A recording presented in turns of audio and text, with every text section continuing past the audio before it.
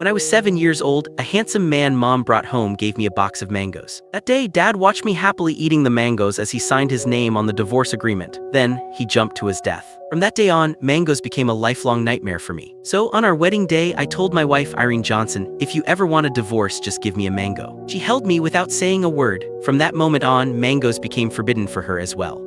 On the 5th Christmas Eve after we got married, Irene's childhood sweetheart, Stephen Carter, placed a mango on her desk. That same day, she announced that she was cutting ties with him and fired him from the company. That day, I felt that she was the woman destined for me.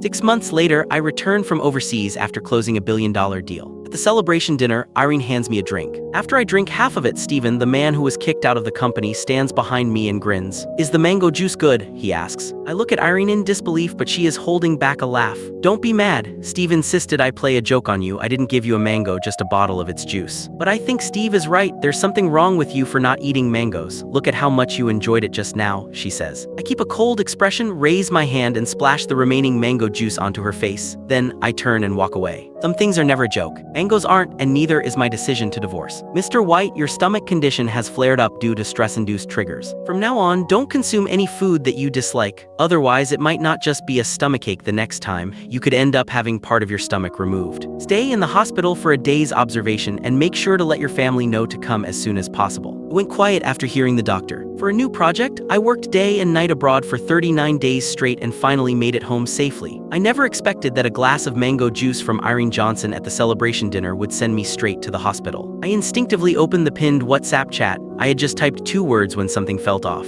After taking a careful look, I confirmed that it was Irene, but she had changed her profile picture to a green mango. Just as I was staring blankly at the chat window, Irene's call came through. Her voice on the phone was icy. "I'm home, where are you?" I stayed quiet. In the past, I would have forgiven her immediately, pretending nothing had happened and moving on with the conversation. Tonight, I had no idea what to say. Irene grew annoyed. "Jason White, how long are you going to keep making a scene? I'm at the hospital." She fell silent. She had never cared about my health, and she could never have imagined that a single glass of her mango juice would land me straight in the hospital. "Wait for me at the hospital. I'm coming right away," she said. I didn't want to deal with her, yet my weakened body kept me from moving. Time slipped by. The doctor came to check on me 3 times, but Irene still hadn't shown up. Just before falling asleep, I checked my phone one last time and saw Stephen Carter's Instagram story that said, "Every time I get hurt, my little princess shows up like magic. It's so nice." Photo showed Irene putting a bandage on him. Stephen's profile picture was a yellow mango. It was pretty, yet it made me feel sick. We had known each other for a decade, and Irene had always known my limits. She had spent years in the business world and always knew how to handle herself around other men. But now, she crossed the line again and again. If that was how things were, then our relationship was over. The latest project I had been handling was no longer needed. Click the link in my bio to get the full story for free.